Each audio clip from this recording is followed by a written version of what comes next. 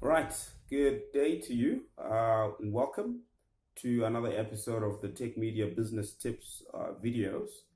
We trust and believe that it's proving to be quite beneficial to everyone that is watching and partaking.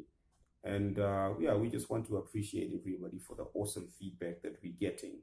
We really appreciate. Thank you for the direct messages and the emails that we're getting. We're gonna try and get to see if we can get to address a lot of the questions that you guys are asking us, and also consolidate some of the videos to address some of those questions as well. All right. Today we're going to talk quickly about a question that keeps coming up, and hopefully we can be able to help people to overcome that area of capital. So capital is proving to be quite a bone of contention for a lot of people, and a hindrance as well. It's a reason why a lot of people are not going into business, or they find it difficult to do so.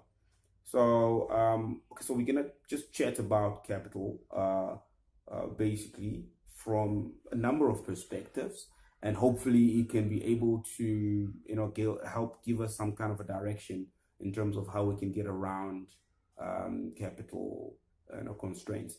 So we need to understand capital from a number of perspectives. It's very important, because in most instances when people say capital, it's a thing that brings fear. It's something that makes people think from a very limited kind of perspective. So we need to understand capital from, I think, a number of dynamics. I'm not going to cover, I suppose, all of them, but I'm going to mention a few. Then we can just talk about them briefly and see how we can move forward from there. So the most important capital is obviously the idea, the intellectual capital, which is why in the previous videos we've emphasized how you need to research and develop the idea, and make sure that you make your value proposition much better with every passing day. You do that through online research, you do that through contacting and getting in touch with people that are in the same area, who are already prosperous and successful in the same area. See how they're doing it, and so on and so forth, so that you can develop and differentiate your own idea as well, which is very, very important. So invest a lot of time, because the intellectual capital, in most instances, the investment that you need to develop it, to make sure that you augment the value proposition, is a time investment. So invest a lot of time. Don't be scared to invest time in it, invest research in it. If you need to spend money for a certain kind of information, that'll help make your offering better. Because sometimes you find that you need to spend money on research, instead of going through doing your own research and stuff. There is research firms that have the information that you're looking for at their disposal. You can pay them and get that. Worst case, just take time. Go out there, make sure you put together all the necessary stats. Make sure you put together all the necessary technological understandings, if it's a technology product that you're putting together, so that when you do present, you are able to present true value, a true product or service that's going to make somebody's life easier and better, and you're set to go. The second kind of capital that we talk about is startup capital. So it's always important to know and understand, if you're going to go into a business, into whatever kind of product service that you want to provide, how much startup capital do you need? What does startup entail? Because that way you can be able to tally all the costs, and be able to put them together and know and understand how much you need. Very, very important. You also need to think carefully about working capital. That is very, very important, especially for those people that are taking over or buying an existing business. It's important for you to understand how much working capital do you need to make this thing work, to keep it going, to make it a success. Because sometimes you find that people sell a business because there's problems in it. Obviously when they're selling it to you, they're not gonna tell you, no, there's this issue and that issue and that issue. But there's always a specific reason or reasons why they're selling that business. Sometimes you might find that, it's because of their own personal weaknesses and flaws that they are finding it difficult to run the business. So, but just make sure that yourself and your team and whoever you're taking the business over with don't have the same, weaknesses, because otherwise you're just gonna waste your time. All right, it's very, very important. So understand the working capital demands of the business that you are going into or that you are buying or whatever the case might be. It's very important so that you because sometimes you might buy a business for $1 million, for example, and find that you actually need working capital of $1 million as well. So if you had budgeted $1 million, you find yourself in big trouble. So understand the working capital demands of the business that you want to go into, and put it together with a full understanding. Brand capital is the third one that we'll talk about. So a lot of us that start off businesses have issues really putting together the brand and marketing the product, the services, the business that we're going into. It's important. We have to have a budget for proper branding, professional branding, professional marketing services to get ourselves out there. In as much as, yes, we're going to knock on doors, we're going to push, and we're going to try and do all these things of ourselves. But at the end of the day, our abilities in that regard might be limited, and there's people that do it professionally that you can be able to pay money to, even if it's not a company, but individuals that you can speak to and say, look, I need properly designed company logo, corporate identity, marketing materials, and so on and so forth. There's, people that can help you with that. Like TechMedia can help you with that as well. However, it's very, very important, because it's not going to happen overnight, and you can't expect to just sit in front of your computer and draw something up quickly and think it's a brand. It demands effort. It demands that you spend some money on it. You create the right impression.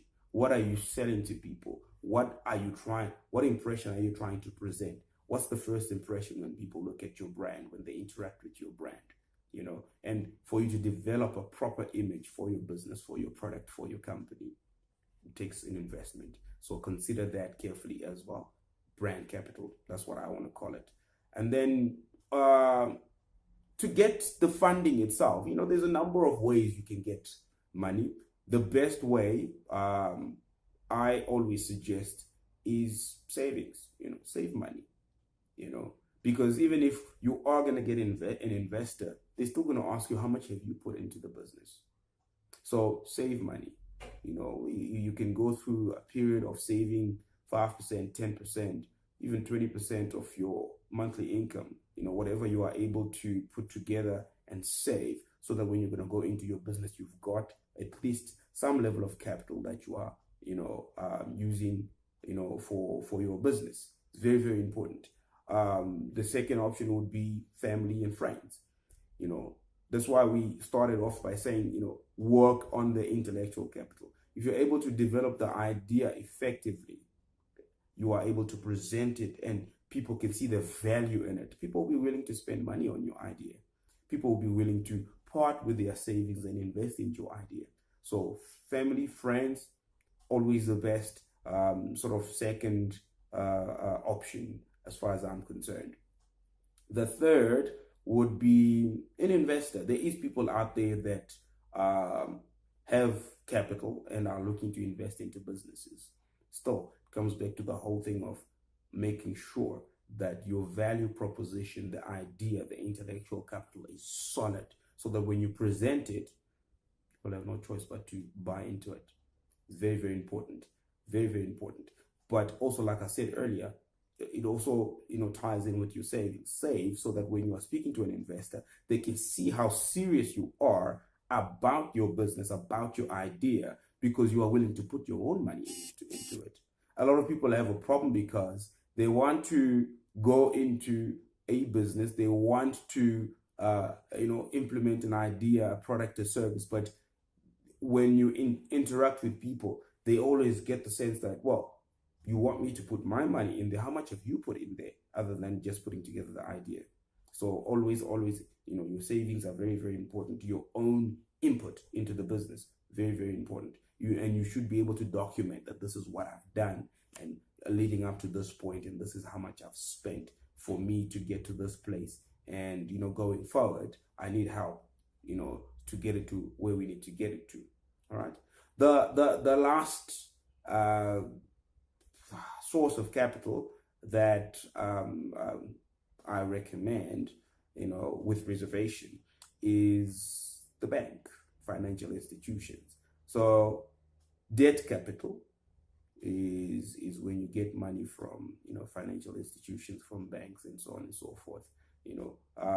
And before you get a loan to start up a business, before you get a loan like that to go into developing your product, your service, your idea, make sure that you've got a foolproof plan, operational plan, execution plan, strategic plan to make sure that you are able to service the debt and make it work. All right. It is very, very important. But other than that, I recommend that each and every person, purpose to start from where they are. There is always a way of starting from where you are. You don't have to go into debt. You don't have to borrow money from people. You can start your business from where you are. If you're working a job, you can, in the evening after you work, spend 2-3 hours on your business, developing the idea, making calls, making sales, and so on and so forth. But you can start from where you are and grow it from there. I think it's very, very important.